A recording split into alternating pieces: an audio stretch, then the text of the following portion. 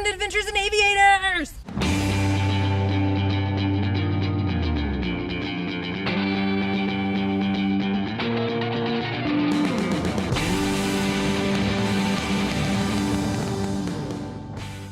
Hey guys, it's Jason and Michelle, and today we are going to talk to you about our trip through Bulgaria. Now, we came into Bulgaria from Serbia and into Sofia. It was a long day of driving. We kind of struggled into Sofia along their beltway. Not really a beltway, kind of like a two-lane road that's got tons of traffic. So by the time we got to our spot that was not in the city center, we were exhausted. So we did not explore Sofia. I know there's a bunch of great stuff there. There's a whole bunch of beautiful churches. There's the remains of an old amphitheater. There's a ton of cool things to do in Sofia. Please tell us about them so other people who want to go explore Sofia can do that.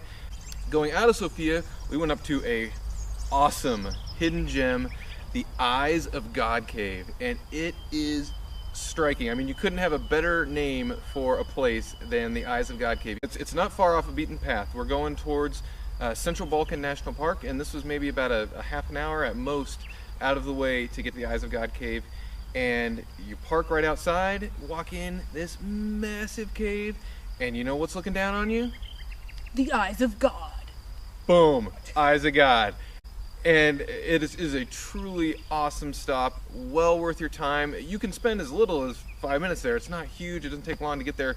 You'll probably end up spending about an hour there because it's truly special. It's free, and it wasn't especially busy when we were there. So definitely recommend the Eyes of God Cave.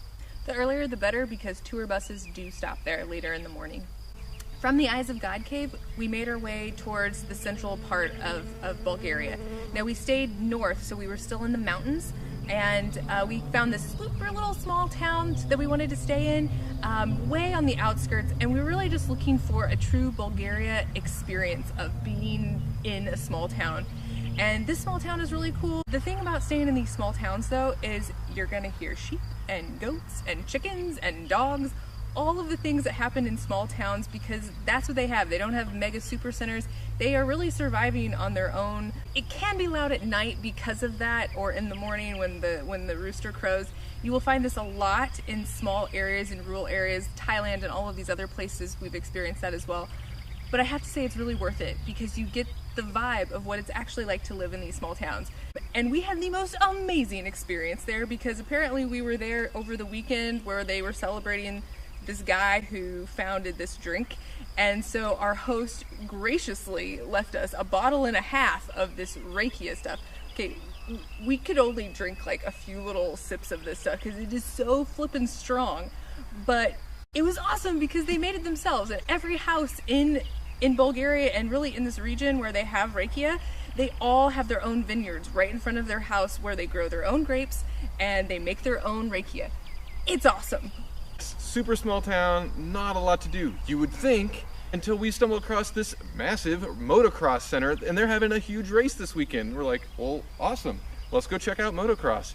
And it was awesome. We had a great time. It was free. Checking out these guys who just are doing ridiculous things on these motorcycles. It was amazing. And some kids. They were so BA, these little kids on motorbikes. What? It was a really cool thing. So just a reminder to always look up what's going on in your little area. You never know what you're going to find. So at this point, we feel it's necessary to say that we did not really explore all of Bulgaria. We know, and people have already told us before we even posted this video, how did you not go to the area around the Black Sea? It's so beautiful. Hey, we should have. We should have. You're right. Regret, all these things. We know there's an entire half of this country to the east that we did not explore and can't give you firsthand accounts of. Please tell us about it in the comments. Give people the insight as to where to go so they can have awesome adventures in that area.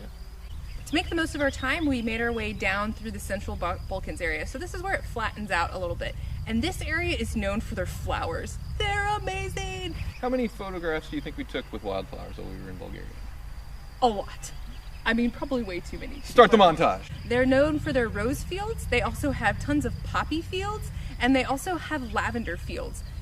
It's gorgeous. So every part of the year pretty much has some prime season that they're in. We were there during the rose garden season. They come and they pick all of the roses off of them, and this is where you get like rose oil from. So if you're an essential oils buff, this is where your lavender oils come from, and your rose oils. You're welcome. There's also some areas that you can go and visit a museum there if you want. We were not there during lavender season, but there are lavender fields that are gorgeous, and they are probably some of the most photographed lavender fields in the world because they're beautiful. So we took a lot of pictures of wildflowers because they're gorgeous, and there's fields of them everywhere. So we took this track down through the Central Balkans area. We got lost. We took a wrong turn trying to get a cut-through street. Oops. So we ended up back in Sofia and then made our way south to Melnik. We were going to stop at the 7 Lakes that is supposed to be a beautiful, you can actually take a lift to go up there. You don't have to hike it, or you can hike it. We were going to do that, and we ran out of time, so bummer, we didn't get to go to that. So Melnik is a really unique, quaint area. We actually made an entire video about our hike up into the pyramids of Melnik there. We actually stayed in Rosen, which is just a short ways away, but still up in these beautiful cliffs and these hoodoo rocks. There's a monastery there right by Rosen where you can hike to. Beautiful, quaint, touristy area, but really fun, nice little hotels and restaurants and all those fun things. Homemade wine that we enjoyed from just a vendor there on the street. So you can actually stop off at all of these little hotels along the way that also happen to produce their own wine. And you can also find families that produce their own wine that are served in these really classy plastic bottles. The wine is okay. It's probably hit or miss depending on what you find. Ours was so incredibly sugary. It was more of a fun experience to buy it than drink it. So Melnik was our last stop before heading into Macedonia. All told, beautiful area in Bulgaria. We highly recommend it. Please, as always, leave us more comments, help other people start their adventure off on the right foot. If you haven't subscribed to our channel yet, you can do that right here. And give us a big old like if you thought this was helpful. And what else? Hey, if you don't like it, that's okay too, but tell us what we could do better. Constructive feedback? Indeed. Constructive. We'll see you next time. Today we are taking you through our trip of not Serbia. Bees! Bees! Save yourself! Your weapons are useless against them. What is that? I don't want to pose while you do it. Okay. Please check it out. Eggs. So, you know, plants and food and crops, and plants and food and crops are all the same thing.